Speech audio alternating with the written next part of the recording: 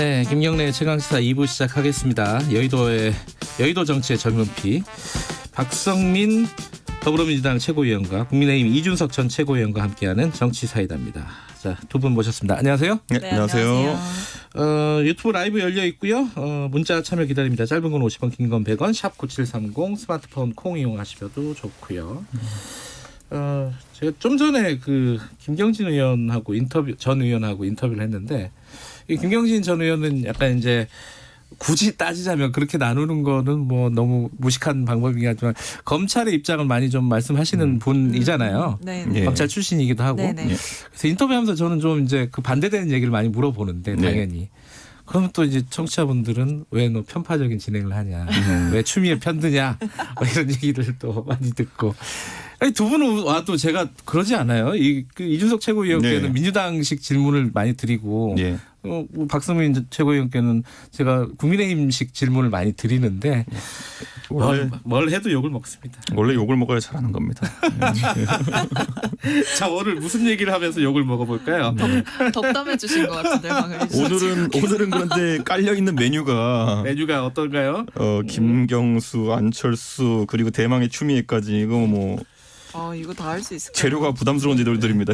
이게 다 할지 못할지 모르겠으니까 시간을 정해놓고 제가 똑같이 말씀하셨던 적당히 끊어서 가겠습니다. 자, 김경수 지사부터 얘기를 해보죠. 이게 지금 2년 실형을 받긴 했는데 이 혐의들이 좀 여러 가지가 있어서 좀 복잡해요. 이거 일단 공직선거법 위반은 무죄인 거고, 그죠? 네. 그리고 댓글 여론 조작, 요거 관련해서는 유죄가 된 거고. 네, 그렇죠. 그러니까 사실 우리나라에 이제 보면 포털이라는 게 미치는 영향이 크잖아요. 그러다 보니까 이 여론을 장악하고자 하는 정치인들의 시도가 있어 왔습니다. 그게 예전에 우리도 알고 있던 국정원 댓글 수사라든지 이럴 때도 그때는 국가기관이 개입하는 것 자체가 잘못되었기 때문에 그건 당연히 처벌받아야죠. 그렇죠. 그리고 이번에는 여론 조작에 대해 가지고 법원이 판단하기에는 이런 것들이 선거에 영향을 크게 미칠 수 있고, 사실 이런 것들이 근절돼야 된다는 입장에서 이런 판단을 내린 거거든요. 저는 특히 뭐 아까 제가 말했던 공공기관이 개입했다는 측면에서는 국정원 댓글 사건이 굉장히 심각한 문제였지만은 그때 달았던 댓글, 혐의로 특정된 댓글의 양의 거의 한 50배가 넘는 양이 이번에 드루킹이 쓴 걸로 나타났거든요. 네. 그렇기 때문에 여론 조작에 끼친 효과라고 할지 이런 것들은 오히려 이쪽이 더 심했다. 우리가 잘 알고 있는 것처럼 그 당시에 이제 2017년 대선에도 보면 안철수 후보가 지지율이 치고 올라가는 시점에 상당히 소위 말하는 양념식 공격이 들어가 가지고 이런 말 좀 민망하지만 초딩 같은 이미지 뭐 이런 것들을 투영시키기 위해서 노력을 했거든요. 대선주에 돼 가지고 앞으로 이런 것들은 여야를 막론하고 좀 근절해야 되는 것이 아니냐라는 생각을 개인적으로도 하고요. 그래서 이번에 법원이 또 2년이라는 중형을 김경수 지사한테 내린 것이 아니냐 이런 생각합니다. 민주당 쪽에서는 좀 당혹스럽지 않았어요? 무죄라는 약간 예측인데 뭐 그런 소문들은 많이 돌았거든요. 20은 무죄 나온다.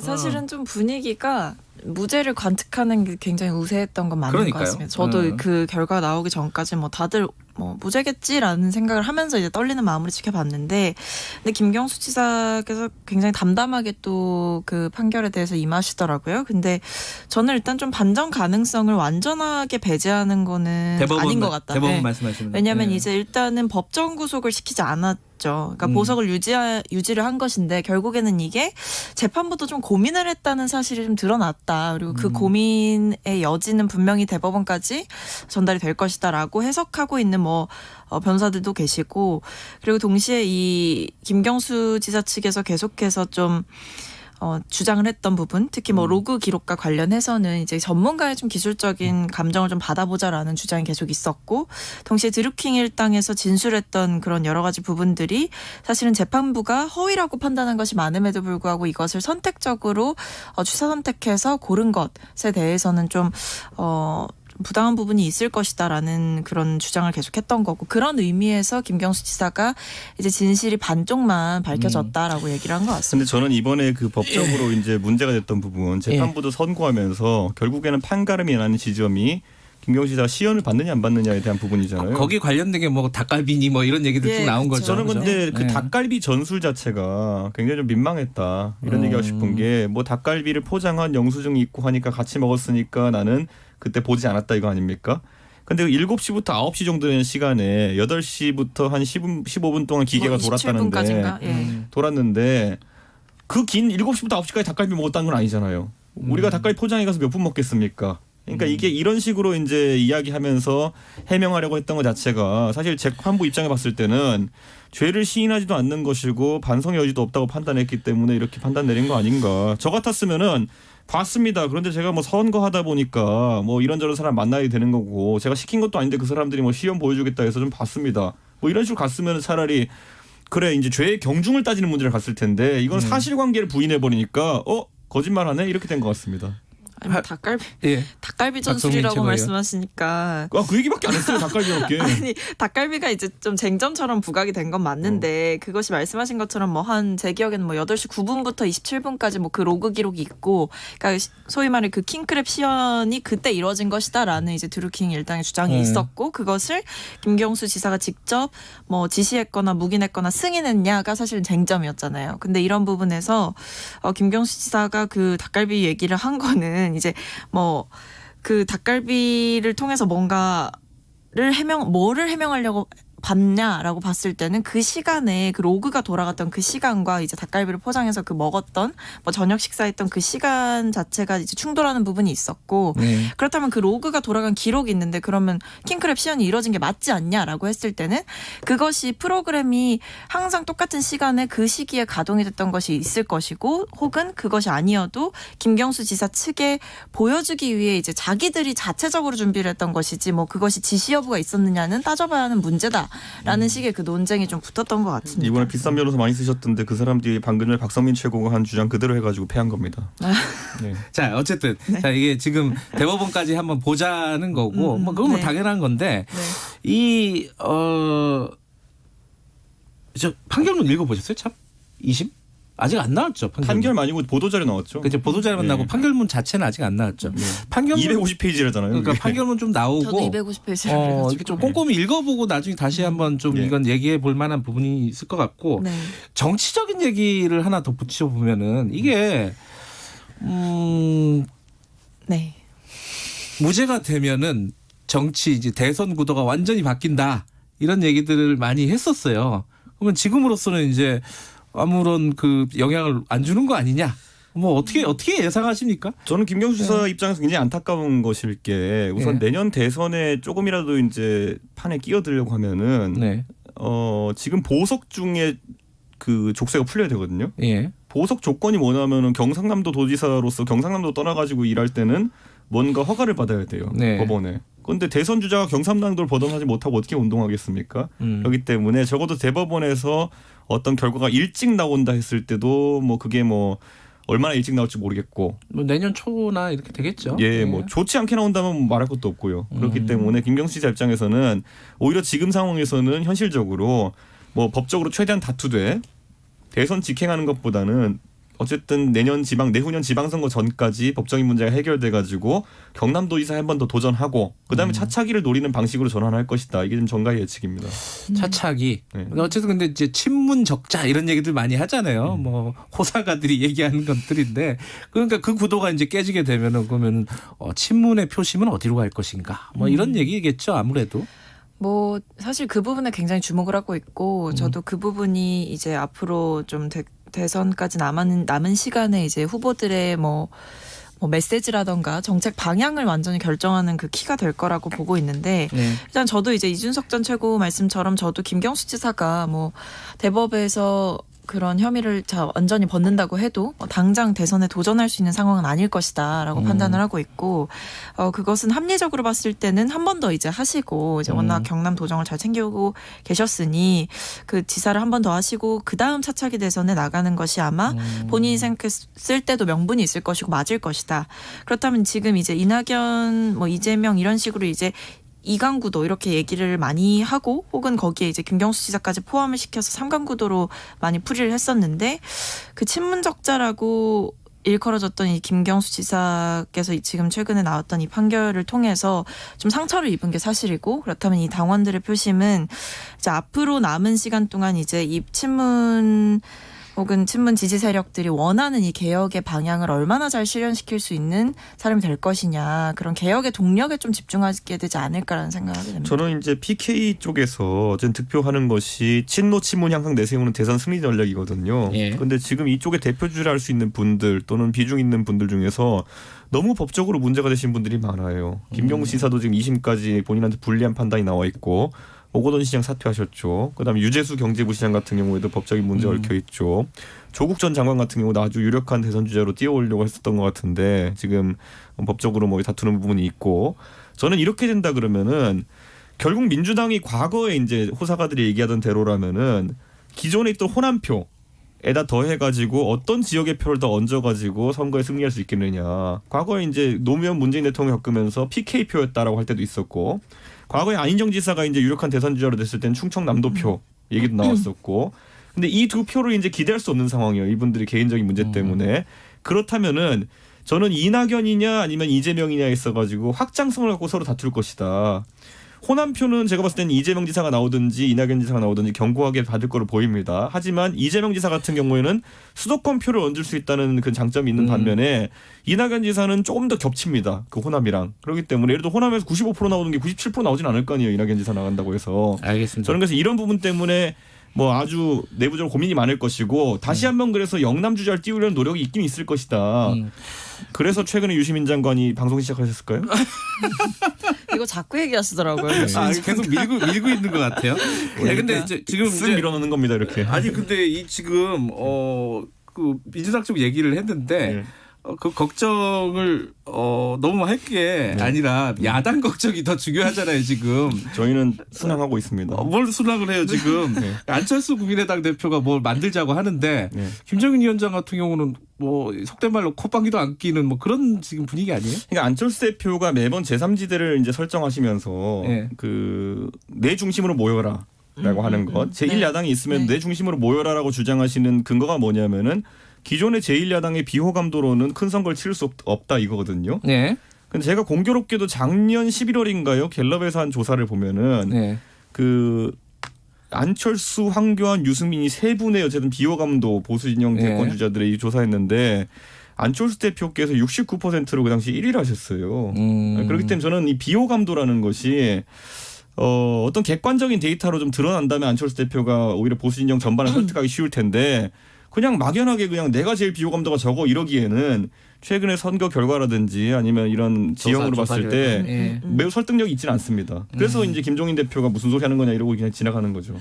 근데 김종인 위원장께서는 사실 그렇게 좀 쳐내신 거잖아요. 그 제안 자체를 뭐 혼자 가서 만드시라 이렇게 하셨던데. 혼자 하시라. 네, 근데 오히려 국민의힘 당 내부에서는 어쨌든 계속해서 뭐 통합해야 된다, 뭐 같이 해야 된다 이런 식의 얘기가 나오고 있는 거를 봤을 때 김종인 위원장과 그 내부 관계자들의 그 온도차는 좀 있어 보입니다. 저는 예전에 이제 새정치 그 민주연합이라는 그 당이 만들어졌잖아요. 민주당이 안철수 대표랑 연합해가지고. 저는 그때 안철수 대표가 어쨌든 그 당의 틀로 들어왔던 것이 지금 문재인 대통령께서 집권할 수 있는 동력 중에 하나다 이렇게 봅니다. 왜냐하면 안철수 대표가 그 당시에 밖에 계속 존재했다고 한다면은 글쎄요. 저는 그 3당 구도를 더 고착시키기 위해 가지고 초기부터 말이 많았을 것인데 저는 와가지고 안철수 대표가 본인 발로 나갔기 때문에 오히려 지금 그런 상황이 생겼다 보거든요. 저는 저희 당도 약간 비슷한 느낌이 있는 게 안철수 대표가 지금까지 워낙 3지대 독자 출마를 계속 강행했던 분이기 때문에 서울시장 선거랑 대선이라는 큰 판을 앞두고 이분이 불확실성의 변수로 존재하는 것에 대해서는 뭐 주호영 대표 포함해서 많은 분들이 그냥 불안한 거죠.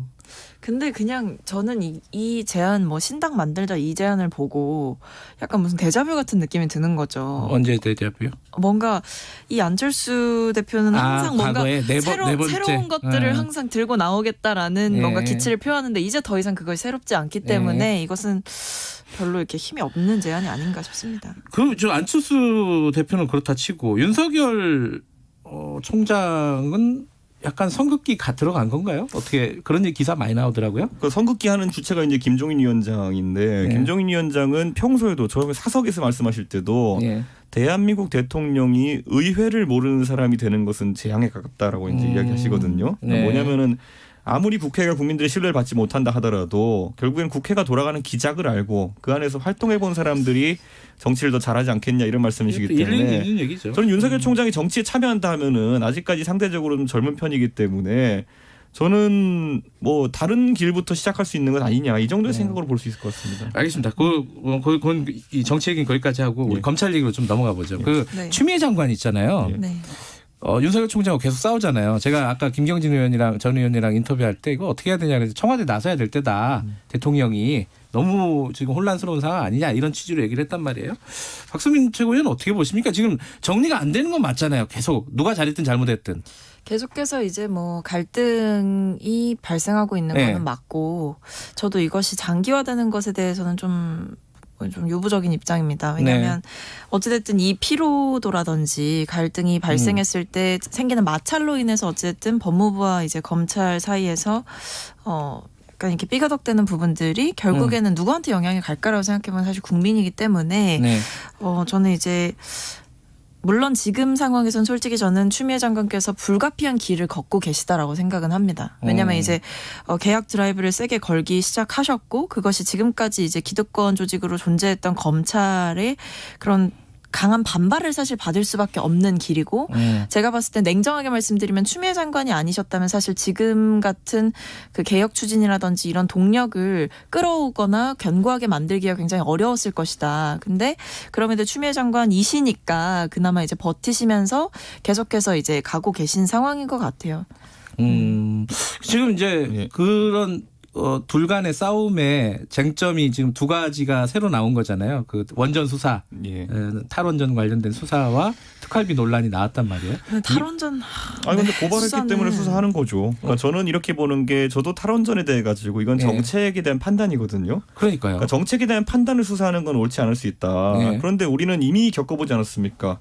적폐청산 수사를 하면서 자원 외교와 4대강을 다 디벼놓은 게 누굽니까? 그렇기 때문에 저는 문재인 정부가 선례를 아주 잘 세워놨다. 그래서 저는 이번 정부에서든지 다음 정부에서든지 탈원전 정책으로 인해 가지고 어떤 결과가 있었는지 평가는 감사원뿐만 아니라 검찰에서 할 수 있다. 이게 개혁된 검찰의 힘입니다.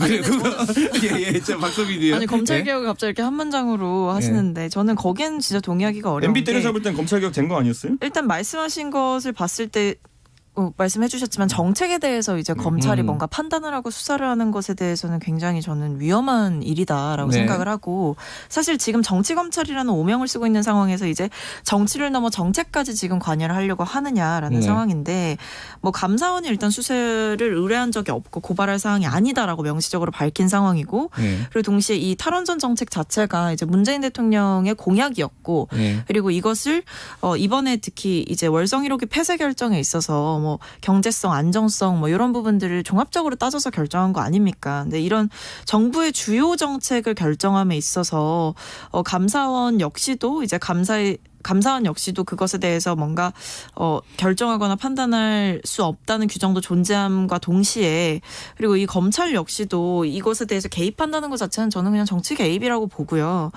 특히 뭐 이제 야당이 고발하자마자 사실 이것이 정치 공세적인 야당의 고발이었음에도 불구하고 그것이 수사가 굉장히 이례적으로 빨리 이뤄졌고 뭐 총선 때도 봤을 때 이제 고소와 고발이 이제 서로 간에 난무하던 시기에도 사실 알겠습니다. 야당이 고발한 부분에 대해서 전혀 수사를 하지 않았던 거죠. 그 감사원이 지난번에 감사원장께서 말씀하신 것처럼 이거 조사하려고 그러니까 전부 다 모여가지고 뭐 자료 파기하고 이래가지고 힘들었다 이랬거든요.